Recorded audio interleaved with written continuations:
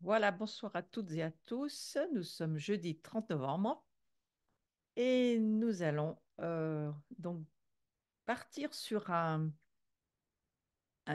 va dire, c'est pas un nouveau sujet, mais c'est un sujet sur lequel je crois qu'il nous faut aller. Et je pourrais dire que on pourrait parler du mystère révélé, l'homme nouveau. C'est de quoi s'agit-il? De qui s'agit-il? Donc on va aller sur cette révélation qu'il nous faut demander et avoir, de savoir quelles sont les raisons pour lesquelles le Christ il a institué cette nouvelle naissance d'eau et d'esprit. Donc évidemment, on va parler de la nature, on va dire charnelle, on va parler de la nature spirituelle, et on va aussi aller sur la création de l'homme nouveau, cet homme spirituel. Je le dirais autrement, mais d'une manière beaucoup plus simple. En fait, on va parler de cet homme de gloire, cette nouvelle création dont il est question dans la parole de Dieu.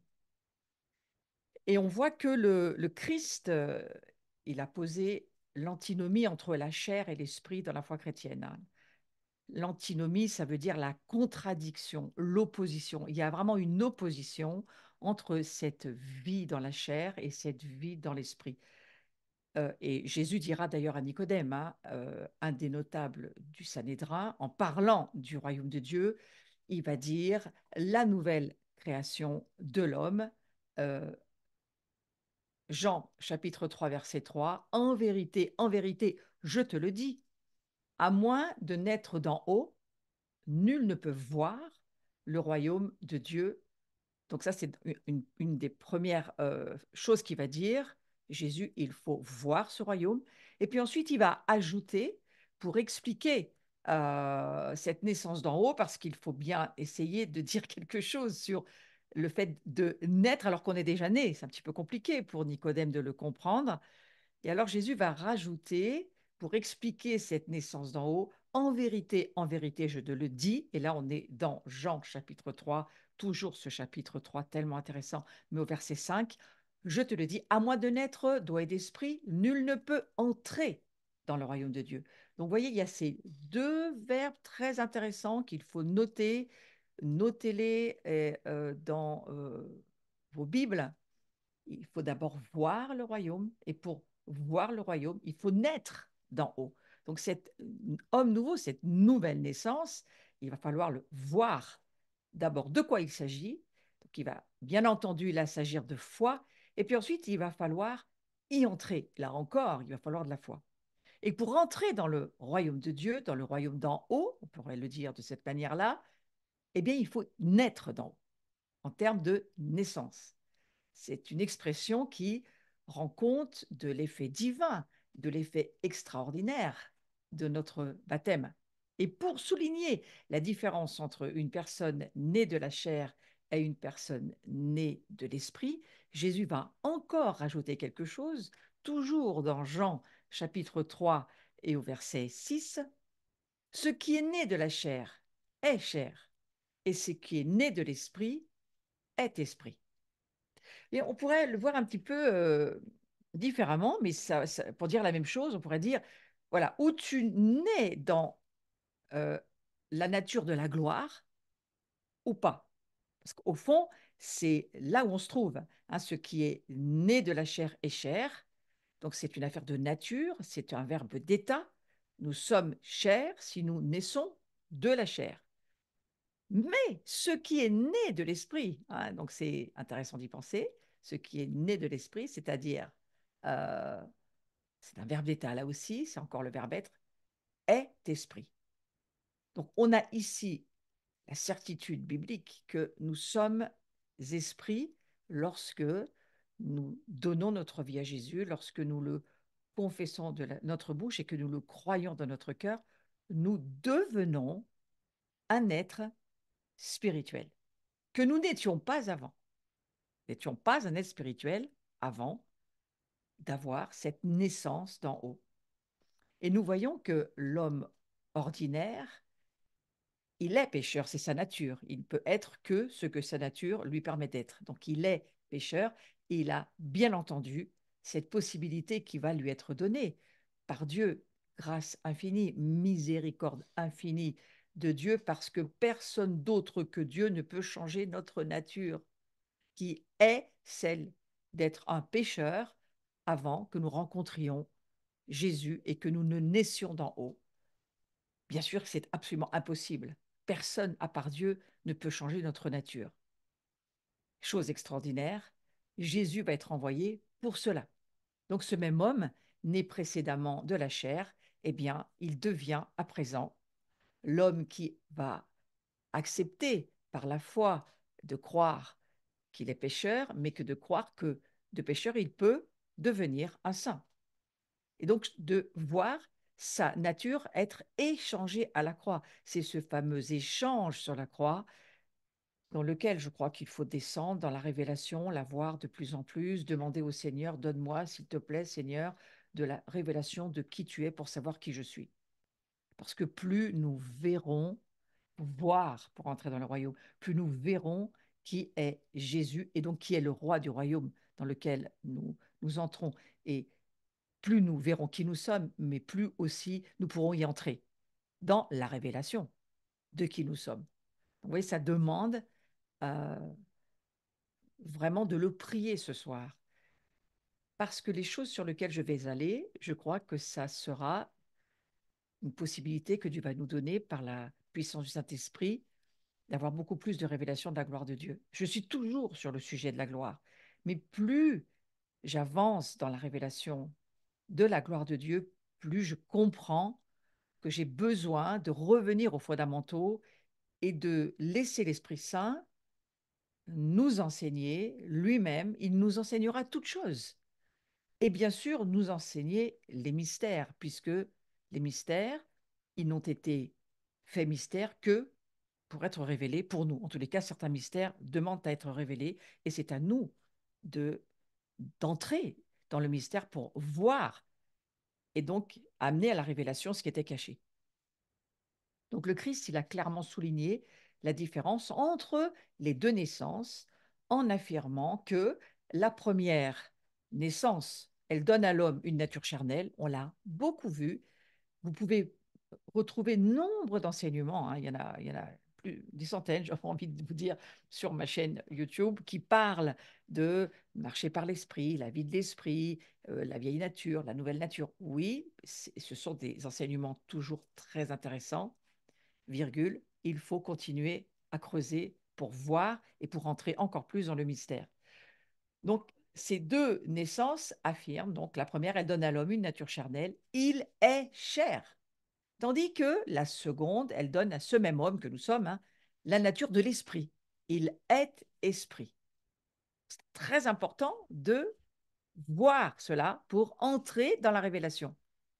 Je suis chair, né de la chair, mais je suis esprit parce que ma naissance en Christ fait de moi l'être spirituel qu'est Jésus. Et lorsque je regarde Jésus, je regarde qui je suis. Au fond, Jésus, il est venu pour me révéler qui je suis, pour me montrer ce que je peux vivre par la foi, si je le crois, ce que lui a vécu, je peux le vivre.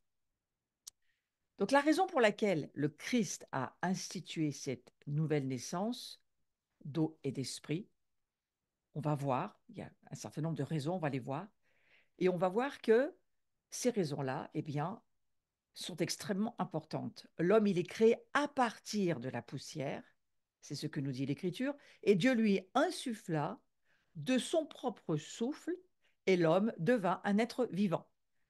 On va dire littéralement une âme vivante, hein, en hébreu. Poussière ou matière vivante, l'homme était créé à l'image de Dieu dans la connaissance et le libre arbitre. C'est deux choses sur lesquelles je vais rester un certain nombre de temps pour qu'on puisse bien comprendre d'où viennent tous nos problèmes en fait. Et pourquoi, la raison du pourquoi Dieu, quelle est la raison pour laquelle le Christ a institué cette nouvelle naissance? Le Père et le Fils se sont mis en accord avec le Saint-Esprit pour dire, voilà, la chute étant là, quel est le plan? Et en fait, il y a un plan, bien sûr, parce que Dieu n'est jamais surpris et que tout est dans l'omniscience de Dieu, tout était là déjà. Et alors, on va aller sur cette idée que l'homme était créé à l'image de Dieu dans la connaissance et le libre arbitre. Donc il y a cette affaire de connaissance, et vous savez qu'aujourd'hui, nombre de fois nous lisons ce verset qui dit que Paul va demander une révélation, une connaissance de Dieu, rentrer dans la, afin que nous puissions avoir la connaissance de Dieu, la révélation de qui est Dieu, la révélation de qui nous sommes. Plus nous aurons la révélation de qui est Dieu, mieux nous connaîtrons Dieu, mieux nous nous connaîtrons nous-mêmes. En, en connaissant le Créateur, nous nous connaissons nous-mêmes. Donc l'homme utilisa ces deux facultés, la connaissance et le libre arbitre, et c'est très important de bien le saisir. Il utilise ces deux facultés pour transgresser l'ordre divin et faire ce qui lui était défendu sciemment et par le libre choix de sa volonté. Voilà, c'est ce qu'ont fait Adam et Ève. En fait, ils ont utilisé ces deux facultés, la connaissance, c'est-à-dire, on ne parle pas des informations, là, on parle de la révélation. L'homme spirituel, créé par Dieu, à l'image de Dieu, avait une connaissance pas seulement cérébrale. Le cerveau était au service de l'esprit qui était vivant. Ouais. Avant la chute, Adam et Ève étaient pris de la poussière, Dieu a soufflé dans leurs narines, et la Genèse nous dit qu'ils devinrent une âme vivante. Et évidemment que ces facultés de la connaissance et du libre arbitre étaient tout à fait actifs. Ouais. Et donc il a utilisé ces deux facultés, l'homme, c'est-à-dire Adam et Ève, pour transgresser l'ordre divin et faire ce que Dieu avait interdit. Dieu avait dit, tu ne touches pas de cet arbre-là, tu ne touches pas à l'arbre de la connaissance du bien et du mal. Et c'est bien la chose, finalement, qu'ils ont fini par faire. Donc, ils l'ont fait dans la connaissance et aussi par le fait qu'ils avaient une libre volonté. Le libre arbitre, c'est une volonté libre. Qu'est-ce qui s'est passé à ce moment-là? On va revenir sur le visuel parce que c'est bien ce qu'il faut comprendre. Qu'est-ce qui nous est donc arrivé? Eh bien, il nous est arrivé que notre connaissance a été pervertie et que on a perdu, à partir de ce moment-là, le contrôle de notre propre volonté. Voilà, vous voyez, on a perdu la connaissance. La connaissance, elle a été tordue. Iniquité, ça veut dire sans loi, tordue. La loi, mais qui est tordue. Donc la connaissance de l'homme, elle s'est pervertie et tout est devenu très compliqué parce qu'au fond, il y avait très peu de choses. Il y avait juste cet arbre qu'il ne fallait pas toucher. Il y avait très peu d'autres choix, mais ce choix-là, il ne fallait vraiment pas y toucher. Et le fait d'y toucher a vraiment tout fait basculer.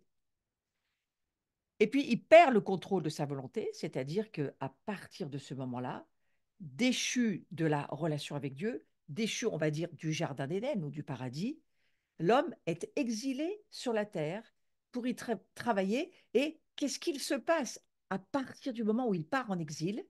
C'est-à-dire que sa relation se coupe avec Dieu. Non seulement il perd la connaissance de Dieu, et la notion de Dieu va très très vite euh, se pervertir, mais il va perdre le contrôle de sa volonté. Pourquoi? Parce qu'il va devenir la proie du démon.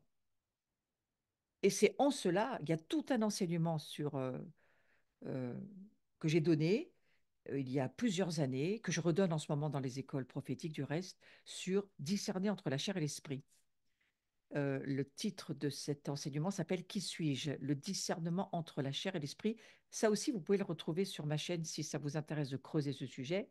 Et en tous les cas, il est clair que tout ce qui est de la chair, qui vient du terrestre, qui vient de l'homme naturel, est donné en pâture aux démons. Et ça se démontre d'une façon très claire dans le Nouveau Testament.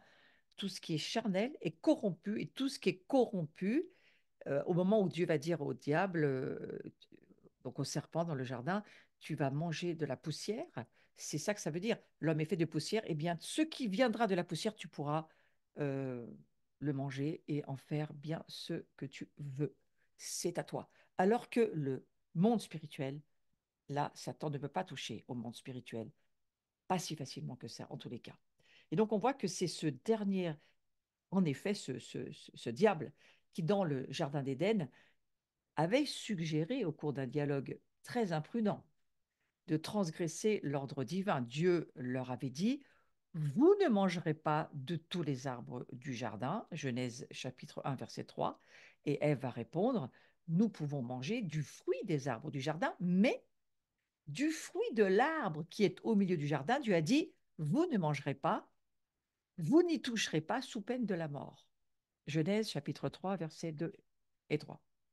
Donc Satan, il va alors présenter à Ève son piège empoisonné et lui rappeler son libre arbitre. Et c'est là où, d'une certaine manière, le libre arbitre va énormément peser dans la balance. Le démon va lui dire, mais pas du tout, vous ne mourrez pas. Dieu sait que le jour où vous en mangerez, vos yeux s'ouvriront, vous serez comme des dieux qui connaissent le bien et le mal. Genèse, chapitre 3, verset 5. Donc apparemment, vraiment exact, ces paroles, elles sont pleines de venin. Parce qu'il est vrai que Dieu a donné à l'homme, oui, il lui a donné le libre arbitre et la connaissance, tant que les humains obéissaient à Dieu. Tant qu'ils obéissaient à Dieu, ça marchait. Et tant que, bien entendu, ils lui étaient soumis. C'est ce qu'on appelle, j'appellerais ça l'anti-rébellion. La rébellion universelle, elle est rentrée au moment de la chute, au moment où l'homme va fonctionner sur son domaine charnel, le domaine de sa connaissance de son âme, le domaine de son libre arbitre, de sa volonté non soumise à Dieu, hors de l'obéissance du divin. Et c'est à partir de là où les choses vont commencer vraiment à devenir très compliquées, parce que la rébellion, elle entre là. Et la rébellion, c'est quoi? C'est tout ce qui va fonctionner en indépendance de Dieu. Donc l'esprit de rébellion, il est dans l'humanité entière. Il n'y a qu'à regarder autour de nous pour ceux qui ne connaissent pas Dieu et qui ne sont ni obéissants ni soumis à Dieu, dont la connaissance est séparée de Dieu et dont le libre arbitre n'a rien à voir avec le fait de connaître euh, et de soumettre sa volonté à celle de Dieu. On va pouvoir dire que cette liberté, en fait, elle se référait à Dieu et c'est lui, Dieu, qui conférait cette connaissance.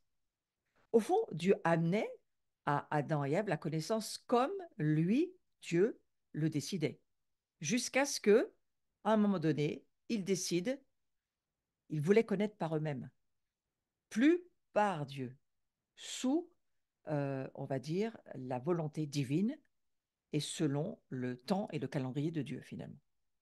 Donc l'homme, par le fait qu'il transgresse l'ordre divin, qu'est-ce qui se passe? La connaissance, elle est coupée à son origine, dès son origine, et de son origine divine, et le libre arbitre perdait ce qu'il soutenait. Donc le libre arbitre de l'homme allait devenir hors cadre, et la connaissance sans rien, plus rien qui vienne du Créateur et de son origine. Et donc ces deux facultés, ça me semble très très important de le réaliser, ces deux facultés tombent immanquablement sous la domination du démon. C'est une chose qu'il faut comprendre, et pour votre vie, et pour les gens dont vous allez peut-être avoir à vous occuper, ou dont vous vous occupez peut-être déjà du reste.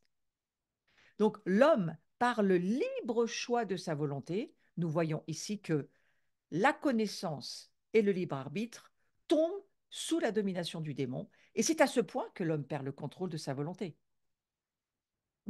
Et puis, on voit aussi l'incapacité d'Adam qui vient de la perte de sa liberté et de la connaissance de la vérité, du fait qu'il n'était plus en relation avec Dieu. Il perd la connaissance de la vérité. Il ne sait plus ce qui est vrai et ce qui ne l'est pas. Et Satan va faire tout son travail d'embrouille dans les pensées. C'est pour ça qu'aussi, depuis des années, je dis et redis à l'Église, il faut comprendre que le combat se trouve, la guerre civile se trouve entre nos deux oreilles. Satan nous embrouille dans nos pensées et si nous ne pensons pas comme Dieu pense, si nous ne renouvelons pas notre intelligence, comme le dit Romains chapitre 12, verset 2, si nous n'avons pas ce travail de renouveler nos pensées et de penser ce que la parole de Dieu pense, comment pouvoir savoir qui est et où se trouve la vérité? Oui. Donc, Ève, elle ne remarque pas ce piège qui lui est tendu, elle ne le voit pas du tout. Elle ne voit absolument pas le venin caché dans ses paroles apparemment vraies, hein. Et on le voit dans le texte qui nous dit, la femme vit que l'arbre était bon à manger, séduisant à voir, et qu'il était cet arbre désirable pour acquérir l'entendement. Oui, Satan, l'entendement. Si votre connaissance de Dieu et votre volonté votre libre arbitre, sont coupés de l'origine du Créateur et ne connaissent plus le Créateur, ne savent plus où ça se trouve, qu'est-ce qui se passe. Vous voyez l'entendement qu'on va avoir. Donc la tentation, elle engage d'une part, parce que ça part de tentation, là c'est Ève, c'est ce qu'elle a finalement vécu, la tentation, elle engage d'une part les sens insoumis à l'intellect qui se réfère à Dieu, mais d'autre part, la liberté sans aucun guide. Et c'est ce qui va devenir un immense souci pour l'humanité. Un entendement dont tous les sens ne seront plus soumis à Dieu. Ils ne seront plus en relation avec Dieu. Ils n'ont plus la connexion. Ils ont perdu la Wi-Fi, là. Et donc, d'une certaine manière, il n'y a plus de référence. Donc, ça devient très difficile pour une humanité qui perd cette connexion-là. Et c'est ce qui arrive à Adam et Ève, et donc à toute l'humanité qui va suivre derrière, bien évidemment. Alors, Ève, je suis toujours dans Genèse 3, on va arriver au verset 6 et au verset 7. Ève prit de son fruit et en mangea. Alors leurs yeux, à tous deux, s'ouvrirent et ils connurent, c'est le verbe important qu'il faut retenir, ils connurent qu'ils étaient nus. Parce qu'avant, ils ne connaissaient pas la nudité. Qu'est-ce qu'ils connaissaient avant? La gloire de Dieu. Ils connaissaient la gloire de Dieu. La gloire était un vêtement sur eux. Et la gloire, c'est ce qui nous fait connaître Dieu, et c'est ce qui fait que notre volonté est soumise à celle de Dieu, ce qui fait que notre libre arbitre, il est libre d'obéir à Dieu, tout simplement, et donc de s'y soumettre. La gloire, c'est ce que ça produit. Et là, ils perdent, en perdant la gloire de Dieu, l'atmosphère de la gloire, ils connaissent leur nudité. Et si on comprend ça, on a déjà compris pas mal de choses. Alors, on remarque l'incapacité de l'homme déchu. L'incapacité de protéger sa liberté du démon. À cause de quoi? À cause de la perte de son libre arbitre. Là aussi, voyons et entrons dans le mystère du pourquoi les hommes sans Dieu sont perdus. Bien tout simplement parce que il y a cette incapacité. Vous savez, le mot incapacité, souvent je le mets face au mot grâce. La grâce, pour moi, c'est une capacité habilitante de vivre l'évangile et le mystère de Dieu et de qui nous sommes. La grâce est une capacité habilitante. Et là, on parle de incapacité de l'homme déchu. Il n'y a plus de grâce. Il n'y a pas de grâce. Et donc, il ne peut plus protéger sa liberté du démon à cause de la perte de son libre arbitre, mais aussi, il ne peut non plus connaître la vérité, incapacité de connaître la vérité. Ça, c'est ce qui se passe pour l'homme déchu. Incapacité de connaître la vérité à cause de la perte de la connaissance de la vérité. Combien de fois Dieu va dire dans sa parole, celui qui va perdre l'amour de la vérité, ça c'est dans le livre de Thessaloniciens, si tu n'as pas l'amour de la vérité, tu vas voir sur toi, Dieu va faire descendre sur toi une puissance d'égarement. Donc, vous voyez, cette perte de la connaissance de la vérité, c'est un drame, c'est une catastrophe. Tel fut le péché premier d'Adam et Ève. Donc, cette perte du libre arbitre et cette perte de la connaissance de la vérité. Ayant désobéi à Dieu, ils se sont trouvés nus, dépouillés de la grâce qui les gardait dans la liberté de Dieu et sous sa conduite. Vous avez bien entendu, ils ont été dépouillés de la grâce, c'est-à-dire ils ont perdu la capacité habilitante de Dieu de vivre soumis, soumis à Dieu, de vivre sous la volonté de Dieu et de pouvoir donc, bien sûr, connaître Dieu. Livrés à leur corps corruptible, ils perdirent leur volonté qui était autrefois protégée par Dieu, parce que Dieu les protégeait. Qu'est-ce qui les protégeait? La gloire de Dieu. Souvenez-vous, Satan a connu la gloire, hein, il sait très très bien ce que c'est la gloire de Dieu. Il était protecteur de la gloire de Dieu. D'une certaine manière, il sait toutes ces choses. Mais l'homme va perdre donc cette liberté qui était protégée par Dieu. Et puis il va perdre aussi la connaissance de la vérité qu'il recevait de Dieu. Donc à la fois il la recevait, cette vérité, et à la fois il était protégé. Ce mot liberté m'a tellement fait réfléchir. Ils perdent leur liberté qui était autrefois protégée par Dieu. Frères et sœurs, regardez aujourd'hui combien de nations ont perdu leur liberté, combien d'hommes et de femmes ont perdu leur liberté, combien ne sont plus protégés par Dieu au sujet de leur liberté. Non, nous pouvons ne pas en faire partie. Et puis, combien ne reçoivent plus du tout de Dieu la connaissance de la vérité. Et à cause de cela, ils devinrent incapables, en parlant d'Adam et Ève bien sûr, donc de l'humanité déchue, ils devinrent incapables de protéger leur liberté de la domination du démon, incapables de connaître la vérité qui les gardait du péché. Et ils continuèrent malgré tout à posséder le libre arbitre et une certaine connaissance. Mais de quoi on parle?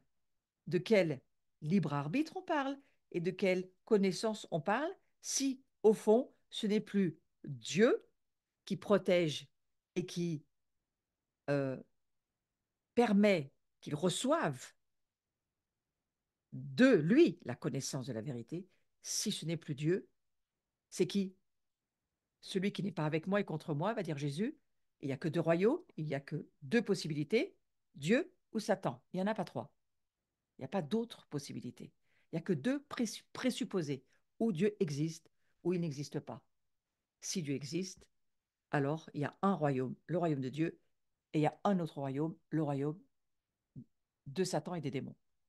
Il n'y a pas de no man's land, il n'y a pas de purgatoire au milieu, il n'y a rien, rien. C'est où c'est Christ et Dieu, ou ce n'est pas lui. Et donc c'est le diable. C'est très, très radical. Malgré le fait que l'homme se soit livré aux passions terrestres, coupé de toute connaissance des choses d'en haut, malgré le fait que sa vie aboutit à la mort. Ouais.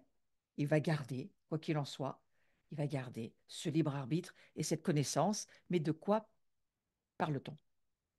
Donc Dieu va démontrer sa faveur envers l'humanité. Je vais juste revenir un tout petit peu pour vous dire, vous allez beaucoup mieux comprendre pourquoi l'humanité est tellement soumise aux démons. Et surtout avec l'actualité d'aujourd'hui sur laquelle je ne veux pas aller trop longtemps.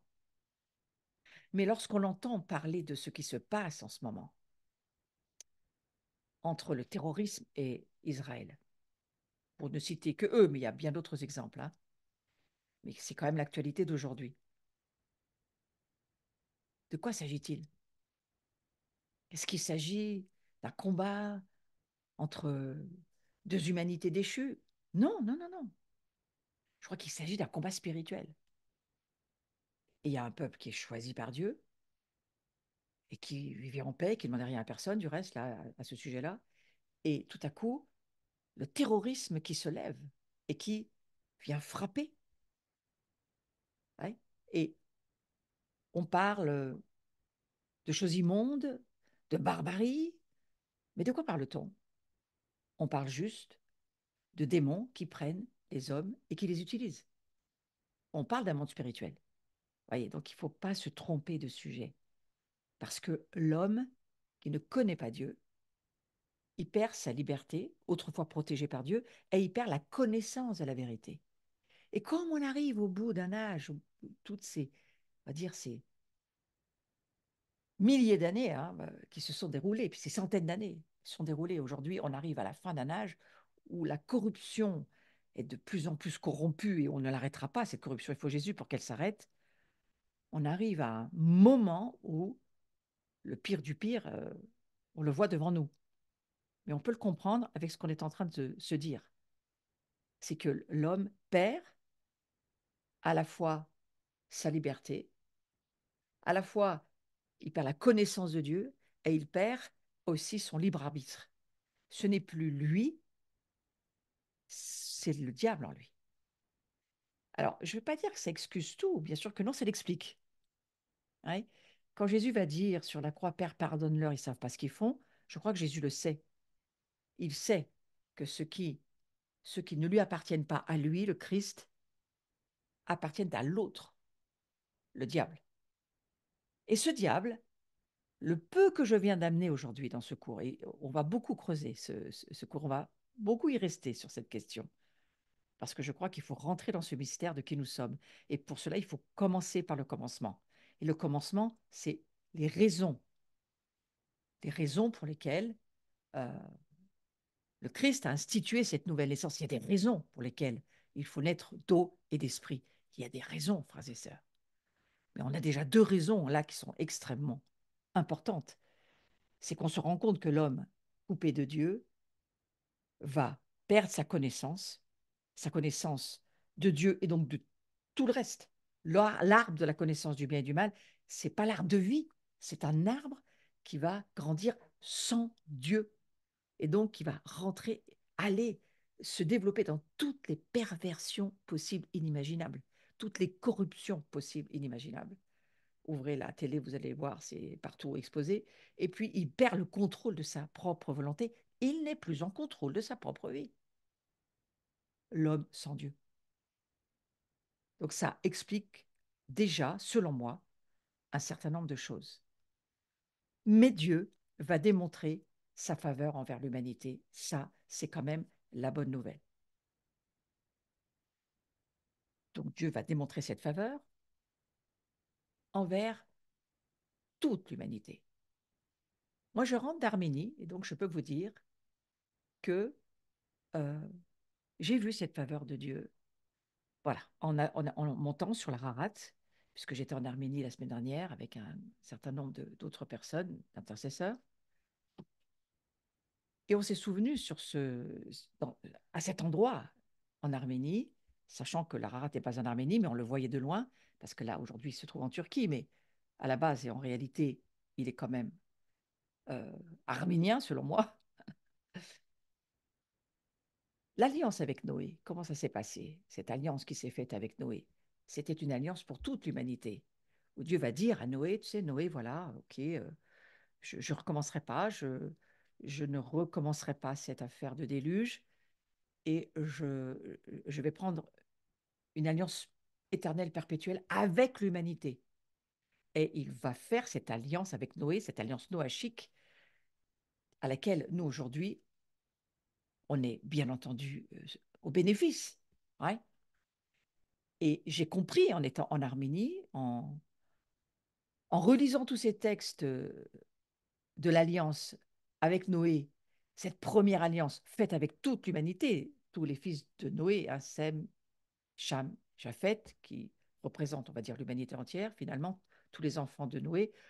Bruno montre une photo de là où nous nous trouvions. Là, nous sommes en Arménie, mais en face, c'est l'Ararat est en Turquie, mais voilà, c'est quand même. Moi, je veux rendre l'honneur aux Arméniens. Je pense que l'Ararat, c'est quand même arménien. Et pour dire que sur cette montagne où se trouve encore aujourd'hui, c'est scientifiquement retrouvé l'arche de Noé, Dieu a fait alliance avec l'humanité. Et vous savez que je crois que cette faveur de Dieu, quand je vous dis Dieu va démontrer sa faveur envers l'humanité, eh bien, les textes nous le disent dans Genèse 6, 7, 8, 9, hein, toute cette partie de la Genèse où Dieu va dire, je fais alliance avec vous et vous allez voir une marque dans les cieux, l'arc-en-ciel, l'arche de l'alliance, hein, l'arc-en-ciel qui va montrer mon accord pour vous protéger. Je vais vous protéger, je vais protéger votre liberté, je vais protéger euh, qui vous êtes. Je veux prendre part dans l'alliance. C'est moi qui vais tenir l'alliance, c'est pas vous. C'est ce que Dieu va dire. Et il va dire, eh bien, voilà, je vais vous rendre tout ce que vous avez perdu. En fait, c'est ça que le Père Dieu qui nous aime vient nous dire dans cette alliance qui se fait avec Noé. Toutes les autres alliances, qui ne sont que des alliances avec Israël du reste, n'ont qu'un but, c'est de nous ramener à l'alliance avec Noé, l'alliance noachique, pour nous dire, oui, Dieu s'est choisi un peuple, mais ce peuple-là, il est amené pour nous amener à comprendre qu'au travers du Messie, tous les hommes peuvent être sauvés. Et puis, on a eu un petit moment où on a relâché une colombe, histoire de se souvenir que c'est de là que Dieu s'est posé, qu'il est venu se reposer, il est venu poser sa présence, il est venu poser sa gloire, et il est venu surtout poser son Saint-Esprit. La première fois, souvenez-vous, dans les textes, elle revient, cette colombe, parce qu'elle ne trouve pas où se poser. L'eau n'était pas suffisamment redescendue. Et la deuxième fois, elle se pose, elle ne revient pas. Et nous sommes dans un temps prophétique où Dieu est en train de nous dire, je suis revenu et je suis toujours là pour que mon esprit puisse reposer sur toute personne qui acceptera en Jésus-Christ le salut que je propose. Et il nous ramène évidemment dans cette nouvelle création dans laquelle je vais aller pendant plusieurs semaines, pour pas dire plusieurs mois. Mais souvenons-nous, parce que c'est quelque chose, je crois, aujourd'hui qu'on peut vraiment voir pour y entrer dans ce mystère, c'est que toutes les alliances avec Israël ne sont là que pour accomplir l'alliance noachique. C'est un père qui veut retrouver sa famille. Un père qui a choisi une famille, Noé, et qui ensuite va choisir une nation, Israël, et qui ensuite va choisir d'amener son fils pour ramener sa gloire, parce que nous l'avions tous perdu, cette gloire. Tous les hommes ont péché et sont privés de la gloire de Dieu, virgule. Sauf qu'en Jésus-Christ, nous retrouvons cette gloire. Et nous verrons beaucoup plus tard, ô combien, en rentrant dans le mystère de la nouvelle naissance, de cette recréation, que c'est encore mieux que ce que Dieu avait prévu au départ avec Adam et Ève, puisque nous ne naissons plus d'une manière terrestre. Frères et sœurs, nous naissons d'une manière céleste. Nous avons une naissance d'en haut. Nous ne sommes plus d'en bas. Bon, on y reviendra. Hein. Et donc, là où je vais aller tout doucement, je voulais juste vous redire la faveur de Dieu envers l'humanité et ô combien, pour moi, ça me parle de, de cette alliance perpétuelle, éternelle, qu'il rompra dans Zacharie 11. On voit qu'à un moment donné, il va rompre cette alliance perpétuelle, mais qu'il va redonner au travers de Jésus-Christ. Et que Jésus, c'est la garantie que cette alliance-là, elle est éternelle et pour toujours. Donc soyons sûrs de ça, frères et sœurs. L'amour de Dieu pour nous, il est éternel, il est pour toujours. Mais vous voyez combien il était indispensable que l'homme soit recréé d'une nouvelle création, d'une création nouvelle, qui, cette fois, fut d'en haut, de l'esprit, au lieu d'être tiré de la poussière. Vous voyez, il était indispensable. Parce que, au fond, notre vieil homme, souvenons-nous, par la foi, relisons tous les textes de Paul, ce vieil homme, notre vieil homme, il a été mis à mort en Christ, afin que l'homme nouveau puisse venir à la vie en nous. Et cela, c'est quoi?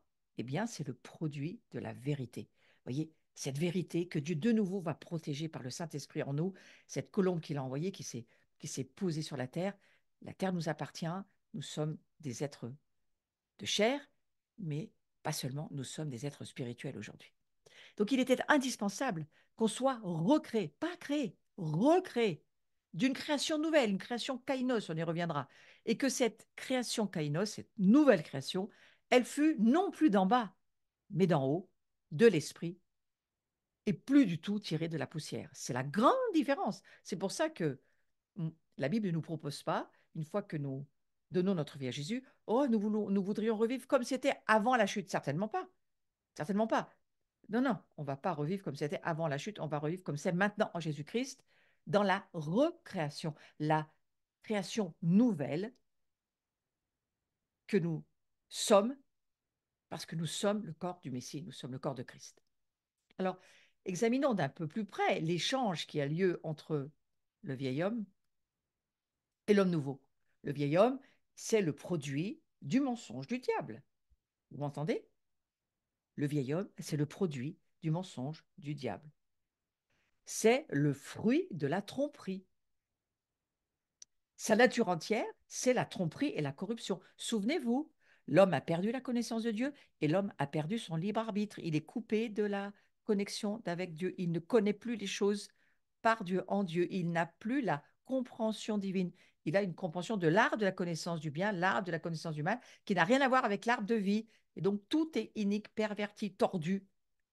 Il est le produit du mensonge du diable. Pourquoi nous avons tellement de mal à croire, à comprendre, à connaître la parole de Dieu? Parce que nous sommes encore beaucoup trop sous l'ennemi. Nos pensées sont beaucoup trop les pensées diaboliques, à croire ces mensonges, à écouter ces mensonges. Mais à ce moment-là, on va reparler de ce moment où la nature entière, sa nature de vieille nature de l'homme adamique, elle est tromperie et elle est corruption. Encore aujourd'hui, l'homme charnel, l'homme qui n'est pas spirituel, coupé de Dieu, voilà ce qu'il est. C'est une nature adamique, une nature déchue, corrompue. Et il est issu, bien entendu, du serpent. Le vieil homme, il est tout aussi tordu que le serpent qui l'a amené à la vie. Il n'a pas de vérité en lui. Il est tordu jusqu'à la moelle. Et plus il essaye de se redresser, plus il se tord. Vous voyez, le monde autour de nous qui ne connaît pas Dieu en est là. Alors, quelle est la solution? Posez cette question. Quelle est la solution? Le vieil homme, il a été crucifié afin que l'homme nouveau puisse apparaître. Il fallait que ce vieil homme meure, qu'il meure, pour que puisse apparaître la nouvelle création. C'est pas la rénovation, c'est pas de la restauration, non, c'est de la recréation. Entendez-moi bien. Pour voir le royaume, il faut d'abord le voir, et pour y entrer, il faut d'abord le voir. Et il faut voir le royaume. Il faut voir au travers de la parole qui nous éclaire. La parole, c'est une lampe à nos pieds et elle éclaire le sentier de cette nouvelle création que nous sommes. Donc l'homme nouveau, pour qu'il puisse apparaître, il faut qu'il puisse voir que l'homme ancien ne peut plus être. Il est mort avec Christ. C'est l'identification à la croix avec Jésus-Christ. Éphésiens chapitre 4, verset 22, nous enseigne qu'il faut nous dépouiller du vieil homme. Ça, c'est à nous de le faire par la foi en pensant la parole de Dieu. Il faut nous dépouiller du vieil homme. Et puis au verset 24, on va le relire ensemble, nous sommes ensuite exhortés à revêtir l'homme nouveau. C'est toute l'affaire de revêtir l'homme nouveau, de rentrer dans ce mystère de la nouvelle création. Et voilà l'échange. Les vieux vêtements tombent et les nouveaux qui sont revêtus et qui deviennent pas seulement un vêtement, mais notre nature. Alors on va lire Éphésiens chapitre 4. Moi, j'ai mis que quelques versets sur le visuel, mais je vais vous lire ce passage en entier. Euh, on va commencer au verset 20. Mais vous, ce n'est pas ainsi que vous avez appris Christ, si du moins vous l'avez entendu, et si conformément à la vérité qui est en Jésus, vous voyez, la vérité, c'est en Jésus. Jésus, c'est la vérité. Ouais. C'est en lui que vous avez été instruits. Arrêtons-nous là 2 minutes. C'est en lui que nous avons été instruits. On n'est pas sur le registre cérébral des informations. On est sur le registre de la compréhension spirituelle par la révélation de la connaissance de notre esprit qui connaît l'esprit de Christ, qui se rencontrent, qui communient, qui s'unissent ensemble et qui se connaissent et qui mènent à la naissance une révélation. C'est cela dont je parle. Je ne parle pas d'information. Et là non plus, Paul ne parle pas d'information. Il parle de la connaissance spirituelle. Donc je vais vous relire ce passage et on va le relire ensemble. Ce n'est pas ainsi que vous avez appris Christ, si du moins vous l'avez entendu, si vous, conformément à la vérité qui est en Jésus, c'est en lui que vous avez été instruits. À vous dépouiller, eu égard à votre vie passée, du vieil homme qui se corrompt par les convoitises trompeuses, à être renouvelé dans l'esprit de votre intelligence et à revêtir l'homme nouveau, créé selon Dieu dans une justice et une sainteté que produit la vérité. Écoutez bien ce que Paul est en train de nous dire. Paul, il décrit l'homme nouveau que nous sommes, l'homme ou la femme. Je vais toujours dire l'homme nouveau dans ce cours, mais c'est pour les hommes comme pour les femmes, évidemment. L'homme nouveau, dont parle Paul, comme ayant une justice et une sainteté que produit la vérité. Donc, nous sommes justes et nous sommes saints et nous produisons la vérité. C'est ce que nous sommes. Nous sommes justes, nous sommes saints. Donc, on va dire ce verset un peu autrement parce que ça pourrait nous aider de le lire autrement. Comme ayant été créés d'après Dieu, en justice et en véritable sainteté. Donc, Paul il est en train de dire que nous avons été créés d'après Dieu, en justice et en véritable sainteté. Expliquez-moi où se trouve le pécheur. Alors, on va voir plus littéralement, on va voir encore ce verset, on va le creuser, on va creuser ce soir, on creuse un petit peu, voilà, on va essayer de rentrer dans le mystère. Plus littéralement, prochain visuel, qui est en accord, dans c'est celui-ci, qui est en accord avec les plans de Dieu. C'est ça que ça veut dire. Ça veut dire, il est créé comme étant en accord avec les plans de Dieu, les standards de Dieu, ses pensées ou ses desseins selon votre préférence, qui a été créé en justice et en sainte vérité. C'est qui nous sommes. Donc, l'homme nouveau dont il est question, il est le produit, je parle de qui nous sommes, l'homme nouveau, il est le produit de la vérité de la parole de Dieu concernant Jésus-Christ. Nous sommes ce produit. Hein. C'est le prochain visuel. Nous sommes le produit de la vérité de la parole de Dieu. Prochain visuel, j'attends. Voilà, parce que j'ai besoin de le lire. L'homme nouveau, il est le produit de la vérité de la parole de Dieu. Alors, qui est l'homme nouveau? Alors, continuons. Qui est l'homme nouveau? Parce que c'est quand même de cela dont il est question ce soir. Mais Seigneur, qui sommes-nous? La vérité, reçue dans nos cœurs par la foi, fait surgir l'homme nouveau qui, à son tour, fait apparaître la justice et la sainteté. La vérité, elle est reçue dans nos cœurs par la foi. Donc la foi vient lorsque mon esprit s'unit à l'esprit de Christ, lorsque je connais par le nouvel être que je suis, lorsque mon esprit connaît par le nouvel être que je suis, et que mon esprit s'unit à l'esprit de Christ, il y a une naissance qui se produit. Voilà. Alors, vous voyez, la vérité, elle est reçue dans nos cœurs par la foi. Et elle fait surgir l'homme nouveau. J'ai presque envie de vous dire, elle fait naître l'homme nouveau qui, à son tour, fait apparaître la justice et la sainteté. C'est qui nous sommes. Et l'homme nouveau, il a été créé en accord avec les standards de Dieu, avec ses desseins, en justice, en sainteté, qui sont les produits de la vérité. Là, le diable est totalement défait si on se met à croire ces paroles. Cette parole de Dieu qui produit en nous qui nous sommes et qui produit la vérité. Donc, vous voyez, nous sommes le produit de la vérité de la parole de Dieu concernant Jésus. Produit en termes de production, en termes de l'union de nos esprits avec celui de Christ qui crée non seulement l'être que nous sommes spirituel, puisque nous naissons de l'union de notre esprit avec celui de Christ, mais chaque parole de Dieu qui produit en nous une révélation amène une production et la gloire prend du poids. Et nous devenons de plus en plus ce que la parole de Dieu dit que nous sommes.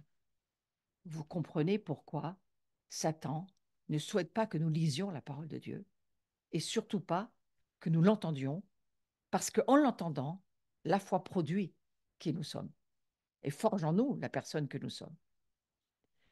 Donc, on va aller sur l'idée que la création de l'homme nouveau, spirituel, né d'en haut, c'est quoi cette création de l'homme? Pourquoi parler de cette création nouvelle, spirituelle, née d'en haut? Pourquoi? Eh bien, parce que c'est le désir de notre Père. C'est le désir de notre Père. C'est le but de la première création de l'homme à partir de la poussière. C'était le désir de Dieu d'avoir en sa présence une créature terrestre qui le loue, qui vive avec lui, qui progresse dans son intimité. Ça, c'était le désir de Dieu. Oui, c'était le désir d'avoir cette intimité, hein. Eh bien, voilà. Dieu se dit, je vais recréer une nouvelle création qui naîtra d'en haut, pas d'en bas cette fois-ci, et où l'intimité va faire place à l'indépendance, puisque lorsque nous nous sommes coupés de Dieu, nous naissons coupés de Dieu de naissance charnelle. Or, loin, séparés de Dieu, bien que Dieu soit là, mais nous ne sommes pas en relation avec Dieu. Nous ne naissons pas de père et de mère, ni à nouveau. Il faut Jésus pour ça. Et donc Dieu va se dire, eh bien, je vais créer une nouvelle création et on va vivre une intimité ensemble. Donc l'intimité va faire place à l'indépendance et c'est le désir du Père. C'est pas seulement nous un désir qu'on a au fond de nous. On l'a ce désir lorsqu'on rencontre Dieu. Mais le premier qui a ce désir, c'est Dieu, c'est le Père. Le Père, il veut sa famille, il veut une famille dans l'intimité avec lui. Et puis c'est la connaissance de la vérité et de la liberté qui va faire place à la domination du mensonge et à l'esclavage du péché. Et ça ne vous rappelle pas quelque chose au début du cours? La connaissance de la vérité, la liberté. Oui, eh bien, elles vont reprendre leur place. Et ça ne sera plus la domination du mensonge, ça ne sera plus l'esclavage du péché dû à la chute, dû à cette perte de la relation. Ça sera de nouveau la connaissance éternelle de qui est Dieu, de qui est Yeshua, de qui nous sommes, de cette liberté en Dieu, de vivre dans la gloire de Dieu. C'est le désir de Dieu de nous voir vivre dans sa gloire, pour sa gloire, par sa gloire. De nouveau. Donc devant l'échec de cette première créature faite de poussière, Dieu décide de la recréer.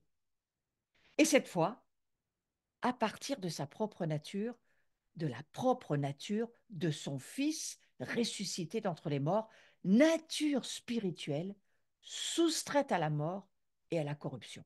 Vous comprenez pourquoi on parle de recréation. On n'est pas revenu à la première création. Nous sommes dans une autre création. Quelque chose de nouveau, d'inouï, qu'on n'a jamais vu. Ce fameux terme kainos dont j'ai déjà parlé, j'y reviendrai. Mais cette première créature faite de poussière a été un échec, d'une certaine manière, mais cette seconde recréation, c'est une grande victoire. Et Dieu décide cette recréation pour cela, parce que maintenant, c'est à partir de la nature de son Fils, nous sommes qui est son Fils. Et il décide d'envoyer son propre Verbe, qui jouit de la filiation divine et qui porte en lui-même la pensée, la volonté, l'énergie de Dieu. Nous sommes fils et filles de Dieu. Nous jouissons de cette filiation divine comme le Fils. Hein, le Père, le Fils dira, je suis venu révéler le Père, et celui qui m'a vu, il a vu le Père. Voilà la filiation. Et nous, nous sommes des fils et des filles de filiation en Jésus qui est notre frère et notre Dieu. Waouh! Frères et sœurs, je ne sais pas ce que vous en pensez, mais je trouve que c'est tout à fait extraordinaire de se dire que nous sommes en train d'entrer dans un mystère de qui est Jésus, de qui nous sommes, et de comprendre que le père de famille, notre père de famille, ce père qui a ce désir de retrouver toute sa famille, il veut une intimité avec sa famille, il veut que nous puissions vivre depuis lui qui il est, la connaissance de qui il est, au travers de notre esprit. Notre âme, c'est simplement une aide, mais on ne vit pas à partir de notre âme, on vit à partir de l'Esprit Saint qui est en nous et qui fait de nous des êtres spirituels vivant éternellement, éternellement et incorruptibles. Et ça, c'est extraordinaire. Nous sommes nés d'une semence incorruptible. Et cette connaissance de la vérité et de la liberté. Dieu nous veut libres. Il veut que nous puissions retrouver ce libre arbitre et avoir un désir, et là notre âme a son importance, de faire sa volonté sur la terre, parce que sa volonté, elle est bonne, elle est parfaite, et il veut qu'on le décide. Il ne veut pas nous l'imposer. C'est un Dieu qui veut qu'on décide. Il veut nous voir responsables de nos décisions. Et il ne voulait pas nous imposer, s'imposer dans notre vie, contrairement au diable, qui lui s'impose et ne nous demande certainement pas notre avis. Alors on va terminer ce cours sur cette extraordinaire pensée que en Christ, le Verbe de Dieu réside sa propre connaissance. Et il semble clair que Dieu a tenu à accorder à l'humanité sa parole faite chair, son Verbe. Dans le but de quoi? Pourquoi est-ce qu'il nous a fait chair? Dans le but d'ouvrir la connaissance de l'homme sur celle de Dieu. Il n'a pas changé d'avis. Dieu est toujours résolu à cela. Je leur ai fait connaître ton nom et je le leur ferai connaître. Vous voyez, connaître, connaître, connaître Dieu, connaître ton nom. On est dans Jean 17, frères et sœurs. Et c'est vraiment le sujet pour aujourd'hui où Dieu veut retrouver sa famille. Il est en train de travailler tout ce que toute la famille abrahamique se réconcilie. Bon, ça, c'est un autre sujet sur lequel je ne vais pas aller maintenant, mais ça fait partie de la route d'Ésaïe 19 sur laquelle moi je marche. Et il veut faire connaître son nom. Et voilà ce que va dire Jean. De la part de Jésus, hein, c'est Jésus qui parle. Je leur ai fait connaître ton nom, le nom du Père. Et je le leur ferai connaître, deuxième fois connaître encore, afin que l'amour dont tu m'as aimé soit en eux et moi en eux. Ce verbe connaître, frères et sœurs. Je vais arrêter ce cours là-dessus ce soir. Mais je prie que nous puissions connaître d'une manière intime, personnelle, de nouveau, branchés avec une Wi-Fi, avec la fibre, avec les cieux, le cœur de Dieu, puisse nous télécharger l'amour qu'il a pour chacun d'entre nous, l'amour qu'il a pour son Fils, l'amour qu'il a pour nous, comme il a aimé Jésus, le même amour pour nous. Tu m'as aimé, l'amour dont tu m'as aimé soit en eux et moi en eux. Et lorsque Christ est en nous, nous avons tout l'amour du Père en nous, parce que Christ est en nous, nous sommes l'amour. Nous avons cet amour, mais nous le sommes. Et nous pouvons de nouveau vivre depuis la source, l'origine, le Abba, la source, papa, Dieu, qui fait de nous, ses fils et ses filles, sa famille, mais qui fait aussi de nous les porteurs de sa gloire et de son amour pour ce monde. Donc je prie cela pour chacun d'entre nous ce soir et que vous puissiez le recevoir dans votre cœur, que vous puissiez laisser cette révélation de cet homme nouveau dans lequel nous sommes en train d'entrer, ce mystère de l'homme nouveau, de nous revêtir, mais plus que ça, de nous laisser devenir par la puissance du Saint-Esprit ces hommes et ces femmes de la famille de Dieu qui sommes le désir du Père et qui portons ce désir de faire connaître ce Père au monde entier, que nous puissions l'amener autour de nous.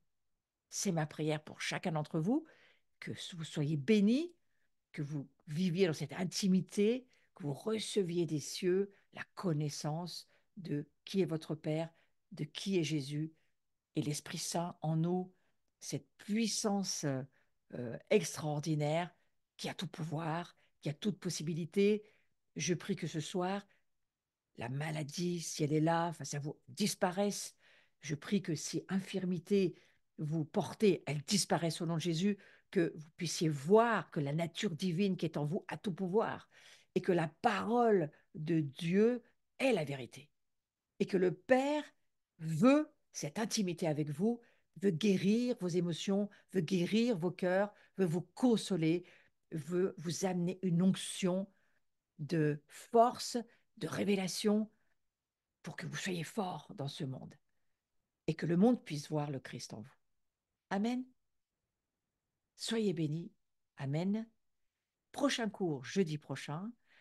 Je serai Je suis très intéressée par ce cours, donc vous allez me trouver assez fidèle pour tout le mois de décembre. Je crois que je suis à peu près là. Je ne crois pas que je reparte tant que ça. Voilà, je suis ce samedi à Paris pour les Parisiens. Rejoignez-moi à cette magnifique assemblée Christ est vivant où je vais aller parler de la gloire de Dieu. Là encore, sur toi, la gloire s'est levée. Ville de Paris, nous allons voir ensemble ce que Dieu veut lui dire. Et puis, je serai aussi branchée. Branchez-vous. C'est une super soirée qui va se passer avec Corinne Lafitte et Carlos. Et nous sommes beaucoup à nous brancher. Jeudi 7 décembre. Et on va prier, bien sûr, pour Israël. C'est important. C'est très important. Et ensuite, je retrouve un certain nombre de personnes en présentiel ou sur Zoom. Vous pouvez encore vous inscrire. C'est une journée très, très particulière, là où est le Seigneur, là où est l'Esprit du Seigneur et la liberté. Je vais parler sur la délivrance, que de la délivrance, rien que de la délivrance.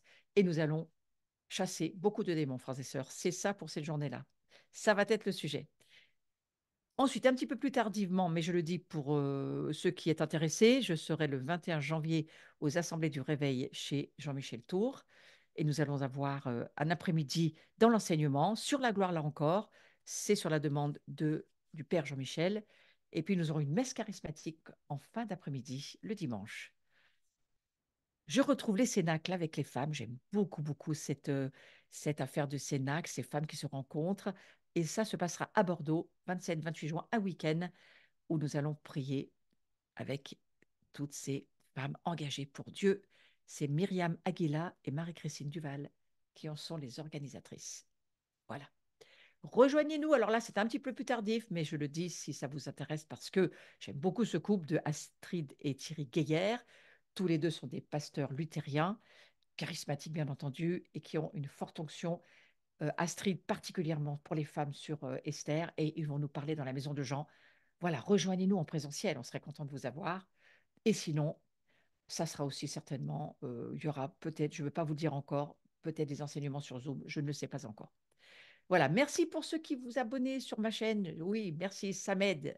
Si vous ne l'avez pas encore fait, s'il vous plaît, un petit geste de miséricorde, parce que voilà, ça m'aide la visibilité. Merci pour tous les donateurs. Je vous remercie du fond du cœur. Ça m'aide et ça me bénit, bien sûr. Et puis, n'oubliez pas mon livre, il n'y est pas là, mais je vous le redis quand même, Le chemin de la liberté, qui est toujours disponible pour tous ceux et celles qui ne l'avaient pas lu. Ça va surtout être sur le sujet pour le samedi 9 décembre. Je vous souhaite à toutes et à tous un très bon appétit et passez une belle soirée. À bientôt.